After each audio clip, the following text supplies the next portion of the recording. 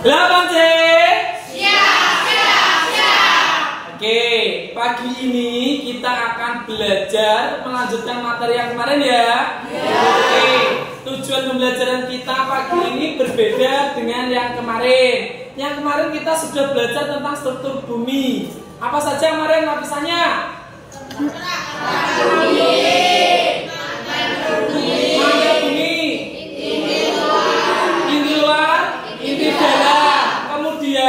Lapisan kemarin yang paling tebal itu yang mana? Mantel bumi.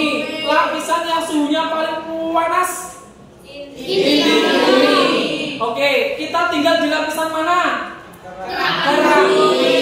Kemarin kita sudah belajar tentang apa? Pergerakan lempeng. Pergerakan yang pertama apa namanya? Mendekat. Apa nama lainnya? Konvergen. Terus Menjauh. apa namanya? Divergen. Terus berpapasan. Apa namanya? Transform. Anak-anak, sekarang kita belajar tentang asal usul bumi. Oke nak? Ada penemu Alfred Wegener mengemukakan tentang Pangaea. Apa itu Pangaea? Bumi merupakan satu daratan yang besar, gabungan dari seluruh benua. Jadi nyatu, nggak ada benua ini nggak, tapi nyatu. Karena pergerakan lempeng, kemudian terpisah menjadi dua daratan. Daratan apa nak? Gondwana dan daratan Laurasia. Gondwana terdiri dari Australia, Afrika, sedangkan Laurasia terdiri dari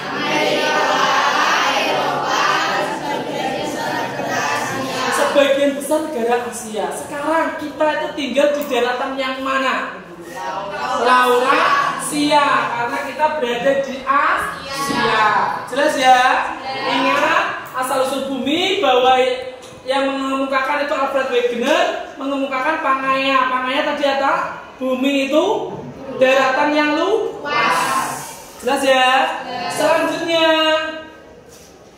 bukti pergerakan lempeng. Nah, kemarin kan kalian sudah paling tunjukkan mana yang saling mendekat, mana yang saling menjauh. Nah, ini buktinya. Pergerakan lempeng divergen saling menjauh. Contohnya adalah apa nak? Adanya tanggul dasar samudra. Namanya apa? Main Oceanic Rise. Dan adanya aktivitas vulkanisme bawah laut. Ini contoh bukti nyatanya tuh ini. Ada apa nak? Gerakan lempeng benua Afrika dan Amerika Selatan mengakibatkan lebarnya jarak antara kedua benua semakin jauh dan terbentuk tanggul dasar samudra Atlantik. Contohnya apa nak? Contohnya adalah Laut Merah terbentuk dari pergerakan antara benua Afrika dengan daratan Arab. Jadi adanya Laut Merah karena pergerakan lempeng yang semakin menjauh tadi, divergen, sehingga terbentuk Laut Merah, daratan Arab sama benua Afrika. Jelas ya? Selanjutnya bukti yang kedua adalah bukti konvergen, saling mendekat. Karena saling mendekat, otomatis dia terbentuk apa? Pegunungan. Ada pegunungan Himalaya yang terbentuk antara lempeng benua Hindia dan Eurasia. Pada pegunungan ini terdapat puncak paling tinggi gunung apa nak? Gunung Everest. Ketinggiannya berapa nak? 8.000. Oke, ada juga contoh lain yaitu Palung di Filipina. Namanya Palung Mariana. Palung Mariana ini kedalamannya berapa nak? 11.000 meter atau 11 kilometer. Paham nggih? Next, kita belajar selanjutnya saling bertumbukan. Indonesia itu terletak di 3 pertemuan lempeng apa saja? Lempeng Eurasia, lempeng Pasifik, dan lempeng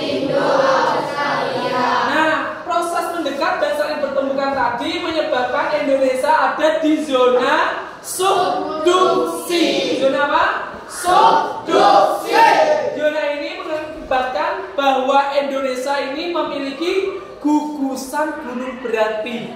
Jadi Indonesia adalah negara yang banyak memiliki gugusan gunung berapi. Nah, atau disebut juga apa nak?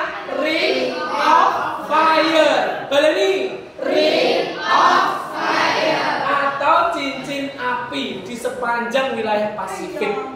Jelas? Nah, itu yang mengakibatkan Indonesia itu banyak gunungnya itu adalah pergerakan lempeng tektonik, yaitu konvergen. Selanjutnya 3, pergerakan yang terakhir, pergerakan transform atau saling berperpasan. Bukti nyatanya adalah adanya patahan apa nak? San Andreas di California, Amerika Selatan. Patahan ini memiliki panjang 1.300 km. Dia patah, ada patahan. Di Indonesia terdapat patahan Semangko yang terbentuk akibat lempeng Eurasia dan lempeng Indo-Australia. Jelas? Kalau di Amerika namanya ada patahan apa? San Andreas. Kalau di Indonesia ada patahan namanya apa? Semangko. Jelas ge? Paham ge? Selanjutnya arus konveksi. Nah, arus konveksi ini adalah proses sirkulasi magma di dalam bumi yang berperan dalam perpindahan panas dari inti bumi ke litosfer. Proses ini ya, arus konveksi ini menyebabkan pergerakan lempeng tektonik dan sebagai konsekuensinya bisa terjadi gempa bumi.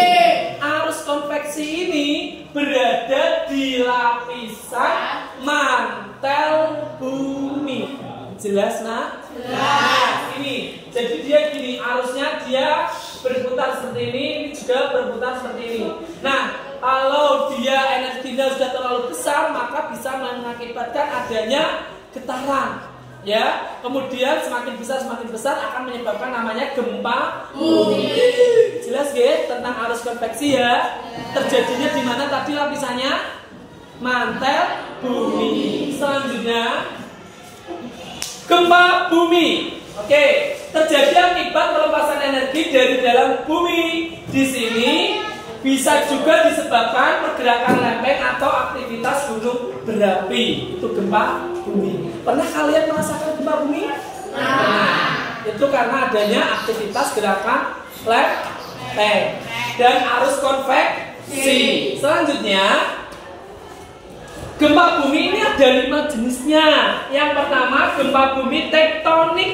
Tektonik itu diakibatkan apa nak? Pergerakan lempeng. Kemudian gempa yang kedua adalah vulkanik. Akibat apa nak? Magma gunung berapi. Gempa yang ketiga gempa akibat adanya longsoran tanah atau gua. Kemudian gempa tumbukan. Gempa tumbukan itu akibat jatuhnya benda langit dari luar angkasa menuju ke bumi yang tidak terkikis oleh atmosfer bumi, bisa sampai ke bumi. Itu gempa runtuhan. Jelas? Dari angkasa loh ya. Kalau gempa buatan, gempa ini biasanya dibuat oleh manusia dengan tujuan tertentu. Biasanya dibom. Udah, misalnya gedung pencakar langit sudah tua, kalau dipakai sudah tidak layak. Nah, itu dihancurkan, maka gedung tersebut akan runtuh. Itu namanya gempa buatan. Paham nomor deh? Ada 3 jenis gempa ya tadi ya. Apa saja? Tektonik, vulkanik, tumbukan, apa? Buatan sama runtuhan. Jelas? Selanjutnya hipocentrum dan epicentrum. Ya, epicentrum titik di permukaan bumi yang berada tepat di atas. Nah, ini epicentrum di sini. Kalau hipocentrum di sini pusatnya. Ya, epicentrum pusatnya di permukaan, hipocentrum pusatnya di mana nah? Di kedalaman. Beda ya? Ulangi, epicentrum di permukaan, hipocentrum di kedalaman. Itu bedanya epicentrum dan hipocentrum. Pusat gempanya kalau epicentrum di permukaan, kalau hipocentrum di kedalaman tertentu. Jelas? Selanjutnya, skala gempa. Ada gelombang seismik, ini gelombang yang merambat menyebabkan gempa. Kemudian seismograf itu alat untuk mengukur gempa. Sedangkan seismograf itu hasil dari alat seismograf itu seismograf. Hasilnya bisa diagram, bisa gambar apa? Diagramnya tersebut gelombangnya seperti apa, itu seismograf. Alatnya namanya seismograf, hasilnya seismograf. Skalanya skala Richter. Richter itu berdasarkan amplitudo. Kemudian kalau skala Mercalli itu berdasarkan apa? Keadaan lingkungan. Sedangkan magnitudo itu berdasarkan frekuensi. Dari ketiga skala ini yang paling tepat adalah skala magnitudo. Jelas?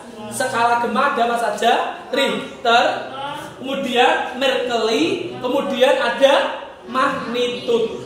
Yang paling itu mana yang paling teliti? Magnitudo. Kalau yang Richter berdasarkan amplitudo, yang Mercalli itu berdasarkan dampak lingkungan, sedangkan yang magnitudo berdasarkan frekuensi. Beda loh ya? Jelas? Selanjutnya, kekuatan gempa.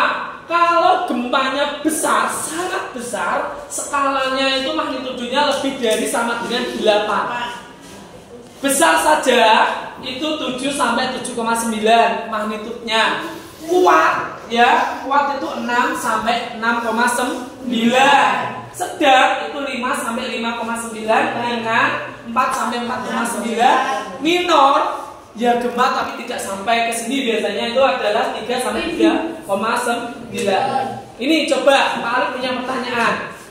Di Laut Jawa terdapat pusat gempa dengan skalanya adalah 11 magnitudo. Berarti tergolong yang mana? Sangat besar. Oke. Kalau misalkan magnitudonya adalah 6,1, berarti tergolong kuat. Sampai sini dulu. Paham belum? Jelas? Yang berikutnya, bencana yang terjadi setelah gempa. 1. Gempa susulan. Karena ini biasanya setelah gempa itu akan mencari posisi stabil, maka masih ada gempa susulan. Biasanya ada apa lagi? Tsunami. Terjadi saat epicentrum gempa terletak di dasar laut. Jadi air laut itu naik ke permukaan. Jelas? Kemudian kerusakan bangunan. Biasanya kan setelah gempa banyak bangunan yang roboh. Kemudian tanah longsor. Apa saja tadi setelah gempa? Gempa susulan, tsunami, tanah longsor, kerusakan bangunan. Paham? Selanjutnya, kita belajar gunung berapi. Gunung berapi ini terbentuk akibat aktivitas magma di dalam bumi.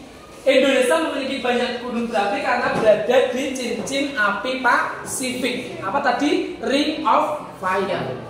Jelas ya? Oke, selanjutnya gempa bumi sudah. Sekarang kita belajar ke jenis-jenis gunung berapi. Ada apa? Yang pertama, stratovolcano. Bareng-bareng apa nak? Stratovolcano. Ini tipe letusannya eksplosif, ya, merusak. Perisai. Jenis yang kedua apa? Perisai. Lavanya mengalir luas, letusannya tidak eksplosif. Kemudian yang terakhir, kerucut cinder.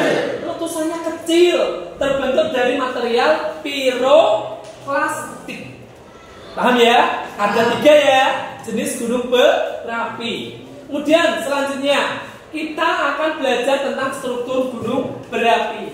Anak-anak, di dalam ini ada dapur magma, kemudian pipa kebun dan kemudian ada erupsi samping. Nanti ini akan keluar ya, duar gitu ya, muncul ya. Ini akan mengeluarkan apa ini? Awan panas. Di sini ada erupsi pusat. Di sini ada lubang kebun dan ya. Kemudian di sini dia akan mengalir lelehan lavanya ke sini. Nah, akan menyebar ke area persawahan. Area-area persawahan nanti karena banyak mineral-mineral yang ada di dalam gunung tadi keluar sehingga tanahnya biasanya akan menjadi subur.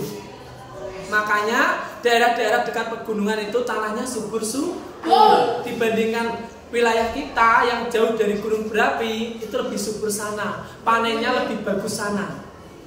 Jelas? Paham? Selanjutnya aktivitas gunung berapi yang pertama tadi erupsi efusif. Lava mengalir tanpa ledakan besar. Jadi ini lavanya mengalir tapi tanpa ledakan. Itu namanya erupsi efusif. Yang kedua ada erupsi eksplosif. Letusannya besar, banyak abu vulkaniknya. Jadi ada ledakan duar gitu, muncul abu-abu vulkanik. Biasanya menutupi apa? Ya pokoknya jadi gelap gitu loh, kayak embun gitu loh. Dan itu sangat berbahaya untuk pernafasan. Jelas? Karena itu abu vulkaniknya menyebar. Paham? Jelas G? Oke, selanjutnya tanda-tanda letusan gunung berapi tadi belum nah?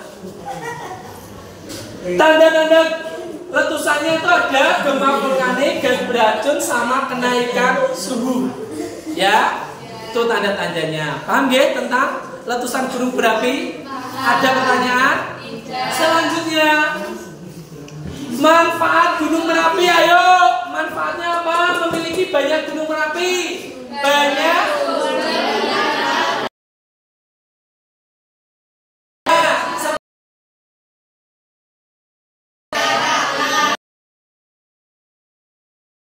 Manfaat kedua, sumber energi berupa yang mengalami dekomposisi. Sumber energi tempat tanah hasil erupsi gunung sangat tanahnya menjadi subur. Yang terakhir